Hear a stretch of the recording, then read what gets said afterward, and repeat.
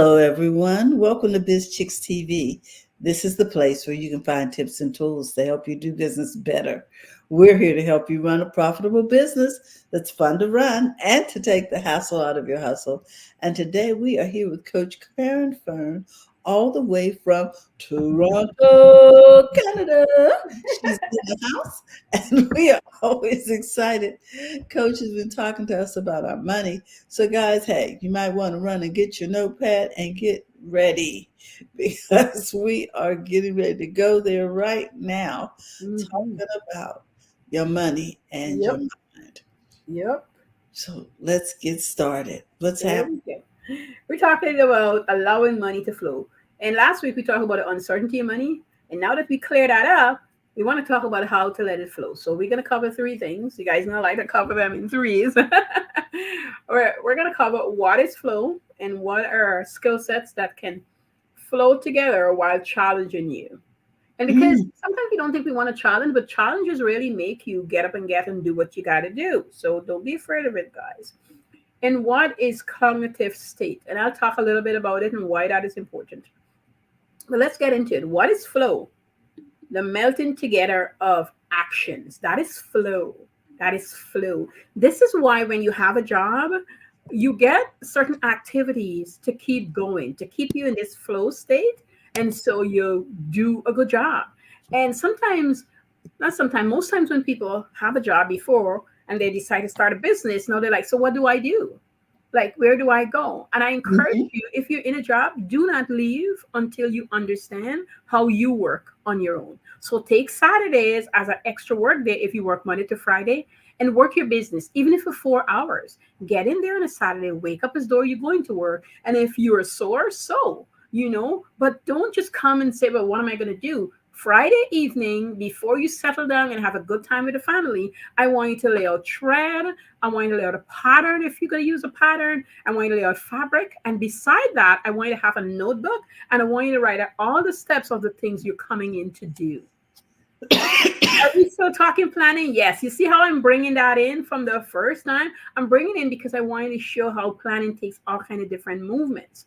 At the end of the day, at the end of the 4 hour, put on a timer and 2 hours or 1 hour blocks. Make sure you're taking breaks in between them because it's going to help you because this is a new venture. And then I'll tell you a little bit more. And so making sure that you're taking these breaks and do it. Well, when you start flowing after a few weeks, you'll find that you might need one break. You might need 2 or 3 breaks anymore. You can work for 2 hours, take a break, and then work for another 2 hours. Here's the key. When your 4 hours come upon you, don't you dare sit there and say, I could finish this top, skirt, scarf, hat today. No, 4 hours has been completed. Why do I want you to do that? I want you to understand how to work. I don't want you to just work. And just work means you'll spend all day doing all kind of nonsense. You'll finish the skirt, you'll sweep up some dust, you'll pack up. No, that's what you came to do. And once your list is complete or you finish the 4 hours before the list is complete, I want you to now sit down, take 10, 15 minutes, and just breathe and go over all that you've accomplished.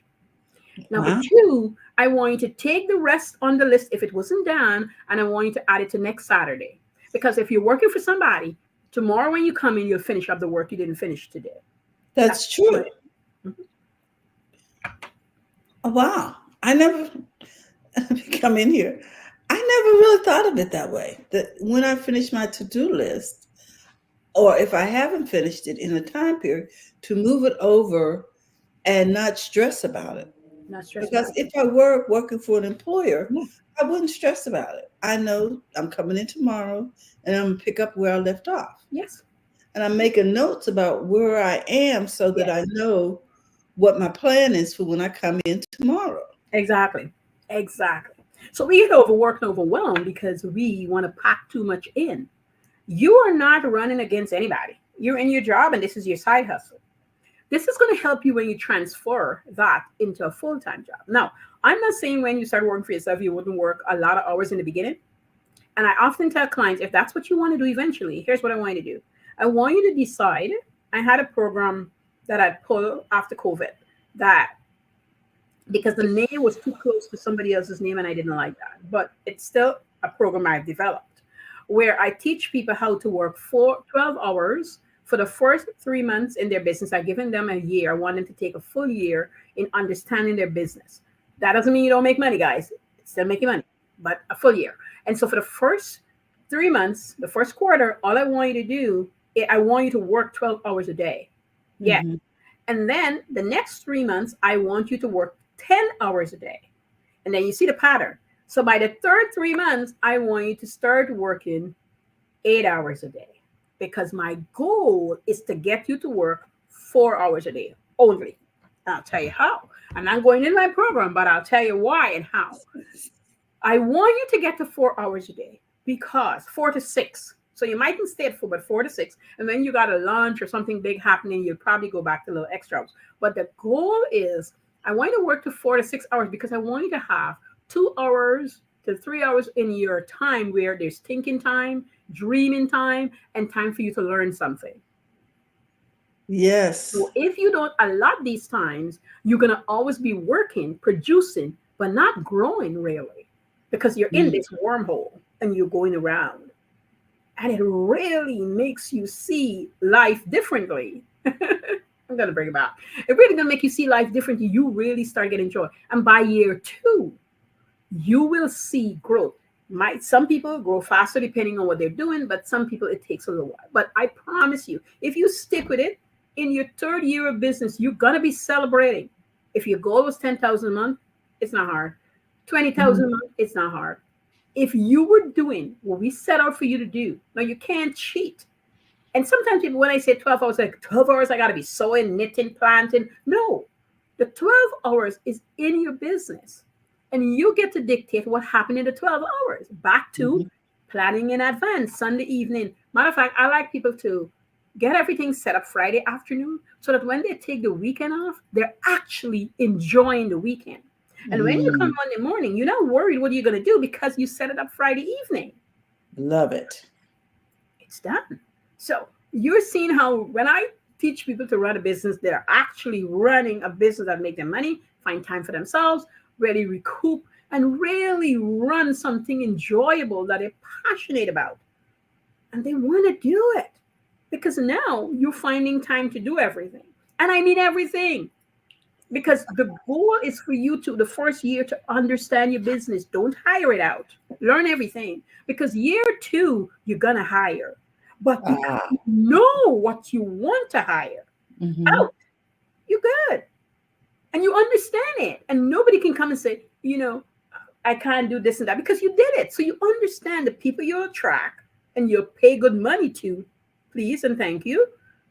Mm-hmm. They'll do the job and your time keep lessening so you can do more quality. You can go to conferences, you can take your vacation, all these things that you want to do, you'll get to do. But first you're gonna have to do this sort of work. So all of a sudden you're flowing. You are flowing. The money is flowing. And you're gonna feel these spots where you feel like, oh, maybe I'm gonna lose all the money now. Maybe it's gonna go away. These things happen. Let me just say it's part of life. And you're gonna overcome it by saying, no, I'm doing the work. I'll be Mm-hmm. paid. My people will be paid. I'm treating my clients right. When things happen, we have to know that we start moving away from that. Things don't just happen; it compounds. You're doing different things. All things work together. Okay. All right. That's true. All things work together for the good. Yeah, all right. Number 2 was what skill sets that can flow together while challenging you because you're gonna be challenged. But we're back to the front view. The challenge is not there to hamper you, it's to grow you. That's what a challenge is there for. It is going to push you, it wants to see what you're made of. If you truly want to do what you say you want to do. I went to work for a hairdresser years ago. I was supposed to braid hair, do weaves, and when she saw my skill set, she says, Karen, I want to train you as a barber. I said, okay. And when she see how I can handle myself, because I was in this stage where I wasn't sure what else I want to do. I think I just passed 40. and I was like, I meet a lot of my goals already, and I was debating what I was going to do with myself. And she said, after I worked with her for like about 2 months, she's like, I want you to run my salon. The way you were handling my customers even better than me. I said, you Mm. can't afford me because I also had my own hair here at home. So I work about 4 days with her, and you know, and I handle any hair. She liked me because I could handle any hair texture. You Mm. mix your hair straight. It didn't matter what kind of hair. I was really good at any hair. And all the people that I cut their hair, they became my permanent client. They wouldn't go to anybody else. If I'm not around, they're not getting their haircut. So she noticed that too. I had racked up about 30 male and female hair that I would cut. She did a good job training me too, I will say. And she wanted me to take over because I was giving her pointers of different things. But I was in my flow. When I come in, I'm not looking around to see what everybody's is doing. I need my chair set up. I got all my stuff out. If it wasn't clean to my standard, I clean everything down. I sterilize, and I move with the flow. Now, when I say what skill sets go to get it that can flow, I had come in with my own skill set, and then she gifted me new skill sets. And that's what you have to understand, guys. Challenges come and it gives you new skill sets. So while I was training to cut hair, I felt inadequate.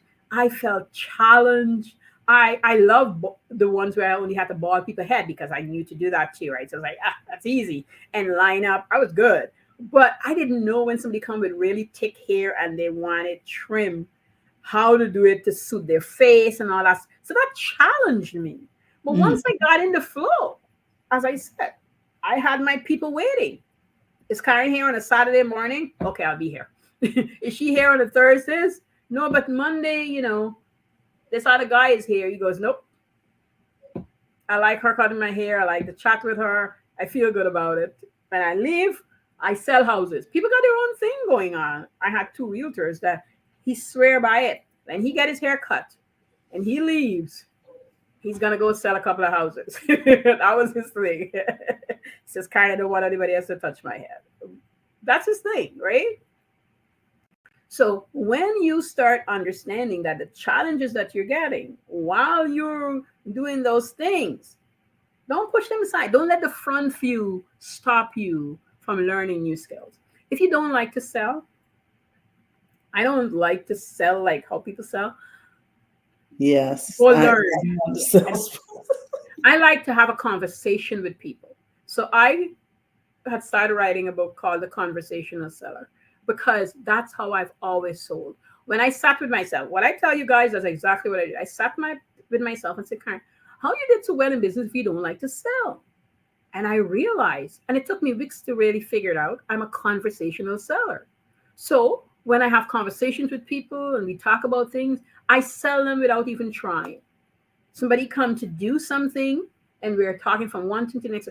Case in point, I got a bookkeeping client because she came to get some alterations done and she started talking about her husband business and it's a mess. And I said, well, I do books if you want us to talk about it. And she said, what?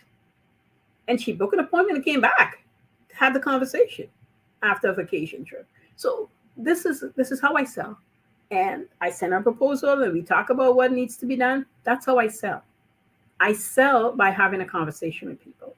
So I'm a conversational seller because what I have, they need, and it's going to be useful.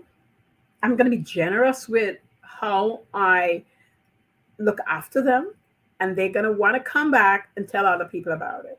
And that's how I sell. I send my proposal.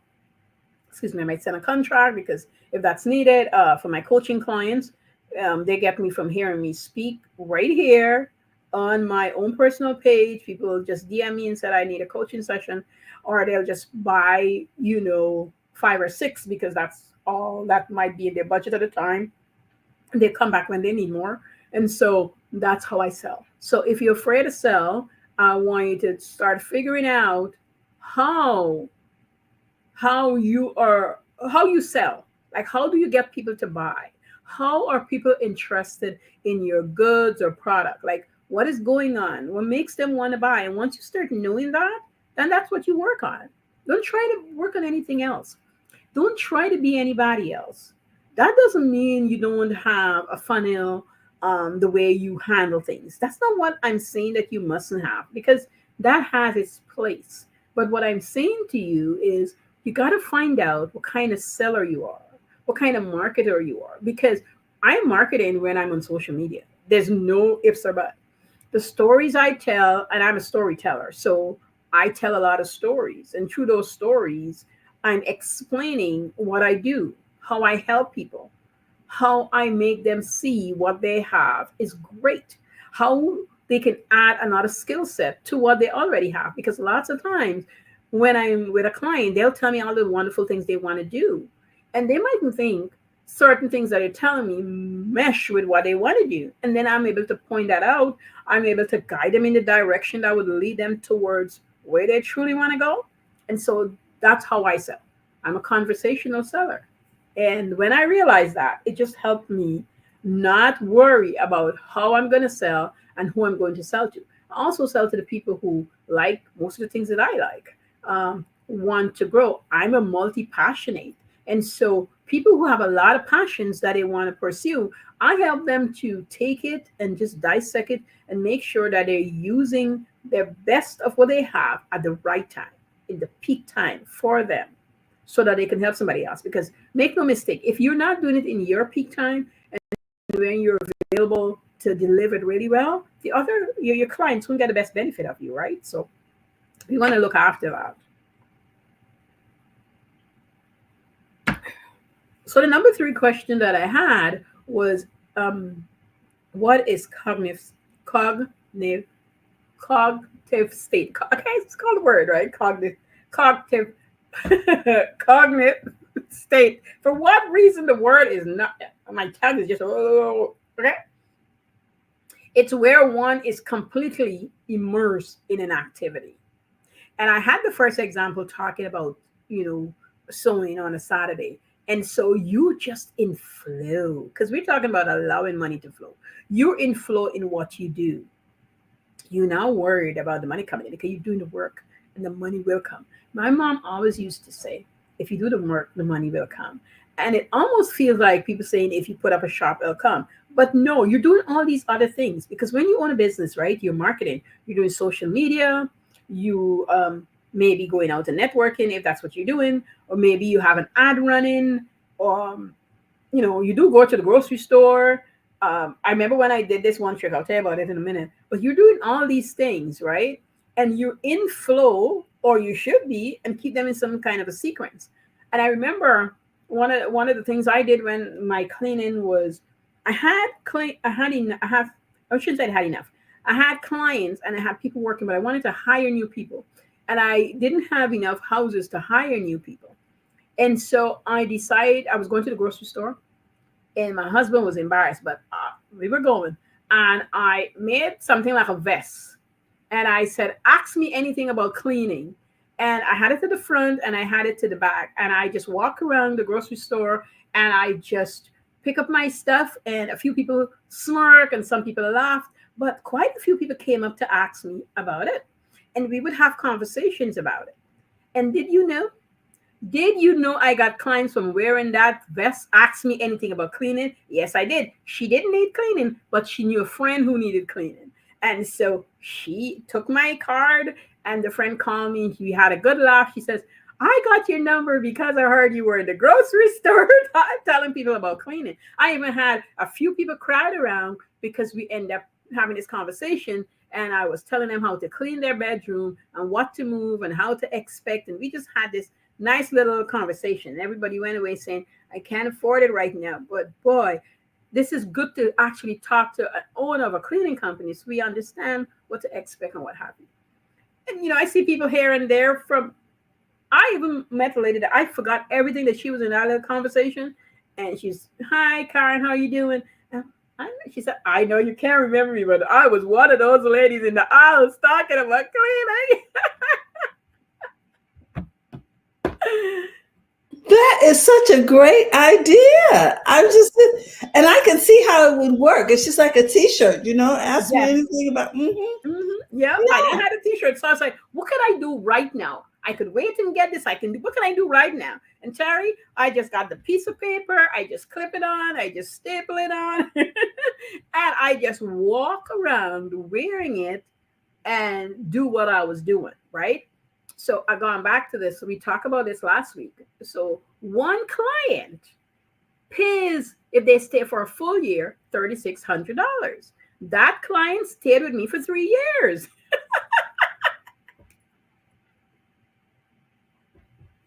Makes sense. Compound interest, direct Mhm. recommendation, somebody they saw, somebody they talked to. And really, guys, when you got a business, what does people want? People want to know you're going to look after them. You're going Yes. to do what you say you're going to do. They're going to feel good about the product or the service they receive from you. Truly, that's what people want. They want good service. That's what they You want. want good So, service, Sterling? Yes. hey, baby. So you will allow money to flow to you because you're also not restricting it. One of the things about allowing money to flow is we have to stand out of the way because we restrict our money. We decide and we restrict, and we don't even know that we're restricting money. Well, we do a lot of blockage.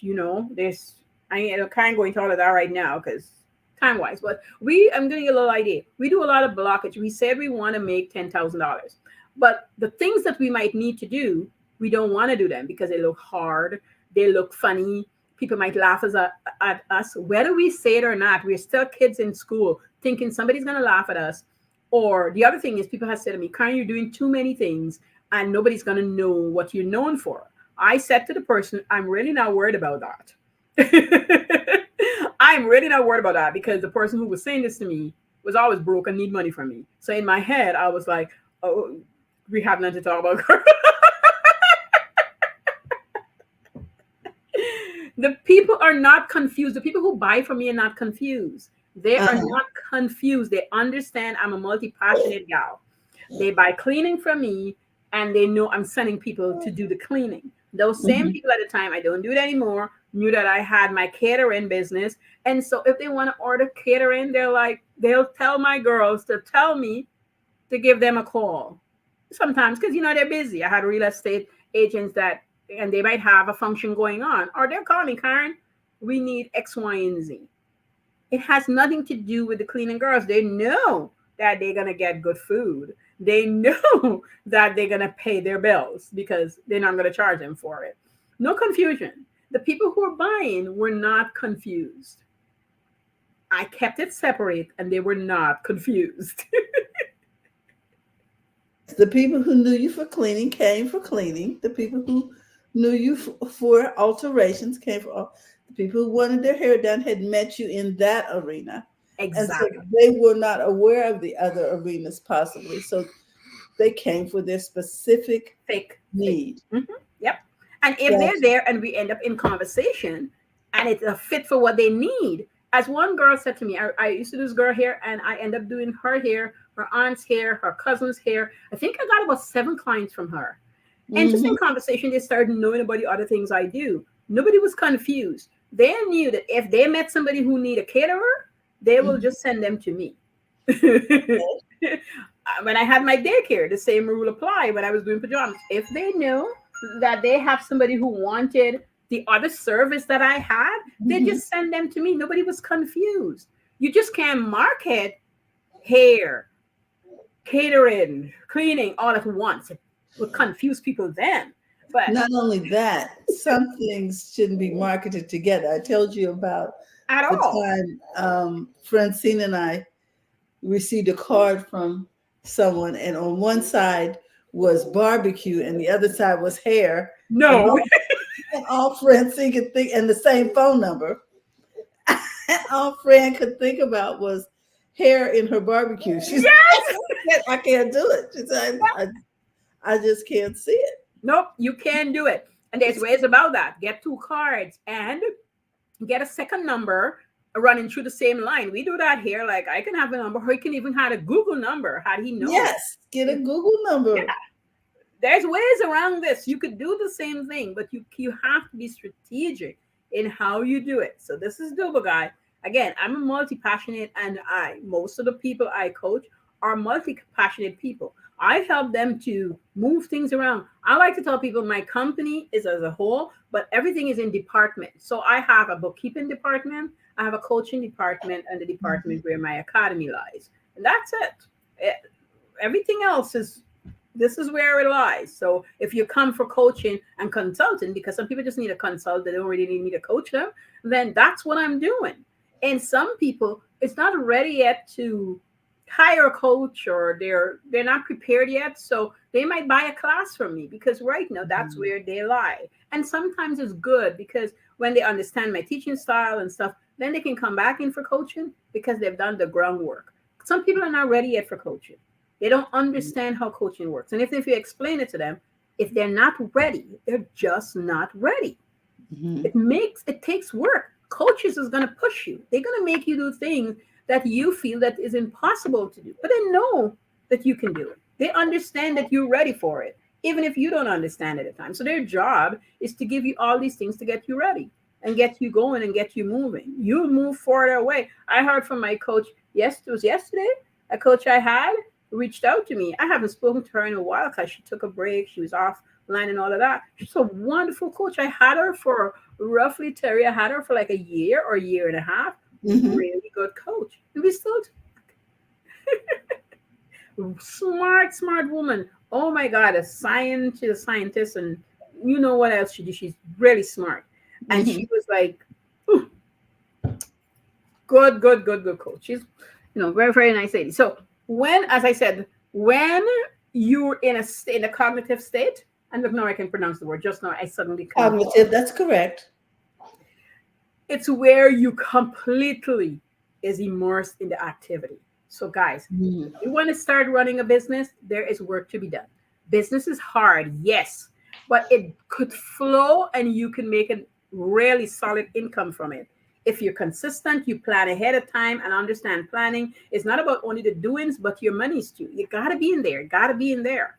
We talked last week about the uncertainty of money, and this week we're talking about allowing money to flow. And you do that by action.